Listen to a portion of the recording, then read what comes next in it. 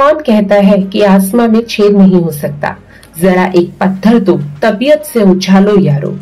आज विदुर ब्रांड ने अपनी एक नई पहचान बना ली है। मुख्य विकास अधिकारी श्री पूर्ण बोरा जी के नेतृत्व में विदुर ब्रांड ने एक नया मुकाम हासिल किया है और आज बिजनौर की शान भारतीय कबड्डी के खिलाड़ी राहुल चौधरी जी ने विदुर कैफेटेरिया पर मुख्य विकास अधिकारी श्री पूर्ण बोरा जी व अन्य अधिकारियों के साथ चाय और कॉफी का आनंद लिया।